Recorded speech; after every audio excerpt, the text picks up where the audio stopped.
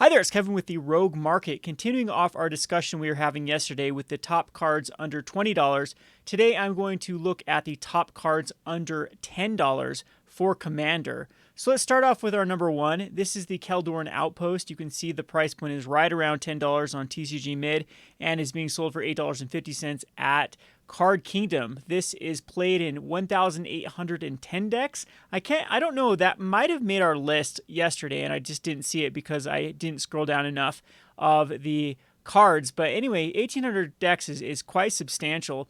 It sees play in Darien and Karametra decks, Odric, anything that puts out soldier tokens. This is going to be a card that is utilized in it. Of course, we have like Legion's Landing. This was the card before Legion Landing exists. For 2 and tap it, you can put a soldier token in play. You treat these tokens of 1/1. So of course, any deck that wants to create tokens is going to want this. It doesn't have that big of a downside. You basically have to destroy a land. So it takes in a land drop plus a land that's already out to basically... This feels like an enchantment that says you cannot play a land or counts as your land. Drop this turn to enchant target planes. But anyway, nonetheless, it's pretty decent for commander decks that do want to throw out soldier tokens. I've personally had it in a Tesa deck before, but of course, it's just an okay card in that slot. However, this is quite substantial for a $10 card being played in 1,810 decks. I think the price of this card is going to inevitably go up, especially if there's another commander that deals with soldier tokens or tokens in general. I think that this card will have another spike. On to our number two, this is the Brain Geyser. Brain Geyser has a awkward price here on TCG Player Mid. It's actually around $7. I just checked it out. There are plenty of them that aren't damaged or heavily played at the lightly played or above, around the $7 range. Card Kingdom is selling it for $10.99, and it's just a typical target player draws a pay X, target player draws a card. There's lots of these effects that have been printed, but Mizzix, the Ismagus, and Niv-Mizzet, the Firemind type decks, like Brain Geyser, anything that wants to draw a lot of cards, anything that has the ability to pump a lot of mana into it, they're going to utilize it. So, of course, seeing that showing up in Locust God was the last one that spiked it. This is another card that I think is quite investable because there's going to be commanders that are printed in the future that are going to want to draw cards. And typically, Brain Geyser goes toe-to-toe with all the effects that exist that do a similar thing. A lot of these are actually 3 mana rather than 2 mana in X, but we have seen some that are very comparable to this in the not-so-distant past. But Brain Geyser, of course, is just another one in a singleton format that you can add it to your arsenal. So again, I do like this card. I think the price point is right where it should be. This is pretty much at 1,500 decks for $10. That's kind of the level most of these cards average out, the cost per how many shows up in decks. Revised was the last time this is printed. Yes, there is quite a bit of supply in Revised comparatively to some of the reserve list sets. However, these are drying up. Revised cards have gone up to hundreds of dollars for like the dual lands, for example. So the supply isn't that great for Revised if you compare it to today's day and age in Magic cards. So now on to number three. This one we talked about yesterday is my honorable mention. This is Phyrexian Devour. The $6 price point with 1,300 decks is quite lucrative here because I think this Phyrexian Devour is a very known combo with like the Triskelion and there are plenty of other cards with the Necrotic Ooze that combo really well with this. Again, I really like the price point. Out of all the cards that we did yesterday and all the cards including today, this is still the one that I like, as it's almost around that $5 mark. And probably tomorrow or sometime in the near future, I'm going to do the top cards that are under the $5 mark. And Phyrexian Devour would be the number one in that list as well, as if it ever goes below the $5 mark, it absolutely will be the number one card there by a couple hundred. So I do like Phyrexian Devour. I do like Alliance. Alliance doesn't have the greatest supply out there, even for that day and age. Kind of wedged between Ice Age and Mirage. It had the lowest supply by far of all the sets surrounding it. In fact, I think it's the lowest supply set after Revised. So the Dark, I think it was the Dark than Alliance with supply, but I could be wrong there. There could be a couple sets that have less supply than it, but I'm pretty sure Fallen Empire and Homelands and Ice Age and Mirage all had more supply than Alliance. So I really like this card as a pickup. All right, on to the number four. This one recently spiked with Commander deck, Commander 2017, I believe, and this is Urtai Wizard Adept. A lot of people put it in kind of the wizard tribal deck. This can be played as a commander. It has 1218 showing, as well as has a few cards, a few showing as a commander. This is a pretty decent effect as a commander to have a counterspell on a stick, basically. There will be some cute combos, of course, with this to be making copies of this and having a lot of mana. You can basically counter everything, or untapping creatures or being able to counter your opponent's spells on their turn and then untap it for the next opponents. This was a lot better with Prophet of Crewfix, but we did get Wilderness Reclamation just printed, so this card could pair quite well with that. It might start showing up in more green-blue lists with the Wilderness Reclamation, as this is a very, very potent combo. But again, this has been struggling. It got a resurgence after Prophet of Crewfix, but this definitely was something you'd see a lot more with Prophet of Crewfix. I believe there are similar spells not attached to a legendary creature, but in this day and age, legendary matters sometimes. Of course, in Singleton, everything is basically a legendary, as you can only control one copy. But anyway, I think this one is definitely worth your while to keep your eye on, as the price point, again, is right where it probably should be, about 1,200 copies for about $10. All right, on to the number 5, which is the Seldovia Excavations. This is another one out of Alliance, which has a reasonably low price at $6 or $7.65 on TCG Mid. This one is not that great of a... You have to sacrifice an untapped land, but if you can then untap that land, or if you can copy it through with cards like Vesuva or the Thespian Stage, it is a way to ramp. It is a way to be able to have that land add for 2. It does have an ability to look at the top card of your library, and you can put it on the bottom of your library. Unfortunately, this doesn't... Grenzo is the only commander that it comes to mind that really works at the bottom of your library. There are a few other cards that do, but again, it's still a nice little basically scry 1 for 1 on a land if you're desperate for cards here. And again, it does add the same mana that it did require for this card to come out. Unlike the Kaldor Outpost, this one does actually net the exact same. So, I don't know. This is a pretty good card in a lot of blue decks, a lot of blue artifact decks especially, which is worthwhile to have this on your list, because the more decks that come out, of course, the more people are going to run this. It's far from a trash card. It's far from one of those reserve list cards that people are just picking up for the novelty. All right, on to the next one. This is the Poor Man's Palancrone, and this is Great Whale. I actually use this card in Animar. It's 7 mana for a 5/5. When it comes into play, you untap 7 lands. This one, of course, when you compare it to Palancrone is just strictly better. However, Great Whale is at least a way you can flicker, or if you have other ways like the cat out of Fate Reforged to the Sabertooth to bounce this back, and you have any sort of Keru lands, or what we call the bounce lands, where they add for 2. This can go infinite with those type of cards. So Great Whale is going to go in a lot of combo pieces in Commander. It is starting to be outclassed by more and more cards, but I mean, it's a pretty unique ability. They don't really do these abilities that often anymore. Especially when it's attached to a creature, and especially when it's attached to an enter the battlefield effect, because those type of things are just begging to be broken. A combo with this one, of course, is the Deadeye Navigator. We've seen great Palancrone Deadeye Navigator. Well, Great Whale does that as well. So again, I like this card going forward. I think this is the lowest price point you're going to be able to get in on at the Great Whale, and in a couple years, I think this is easily going to have a double up. This isn't something I'd be too worried about getting a bunch of copies right now. I think you have time to look for deals on this card, or just collections that contain this, and then lowball for this particular card, as it doesn't have the greatest demand. $10 is the price point of some of these with more copies, like we saw 1,800 for 10.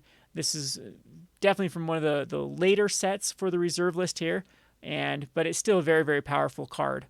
All right, on to the next one. This is Corp Stance. Corp Stance has 1,058. I believe this was in Tempest, because this is Tempest Remastered, one of the sets around it. But anyway, Corp Stance is a kind of an awkward effect in Commander, as if you're playing cards like this, you have to keep track of the order of your graveyard. This says return the top creature card of your graveyard to the battlefield. That creature gains haste until the turn, and then you exile at the beginning of next end step. So if you can bounce it back or put it back into your graveyard, I believe that the exile clause goes away. Someone can correct me if I'm wrong in the comment section. However, the buyback is really interesting with this. If, again, anything that dies and doesn't get exiled, it's just a renewable way to rinse and repeat things out of your graveyard. If we check the commanders that are actually playing this one, Gonti would be the new one that definitely spikes this up. I don't know what the combo with this one is. It's probably not that relevant. This is actually quite promising that the highest amount of commander decks is only 90 that this is used in, and it has over 1,000 copies. So it means that it is very versatile across the board. As we scroll down, you can see, yeah, we really get into the 20s quick. I mean, all these don't even come close to adding up to 1,058. So it's very, very versatile with graveyard-based strategies. And what I like about Corp Stance is that's very, very often that they do graveyard-based commanders. So the more that comes out, the more lucrative this card is. I think this is also going to be the low.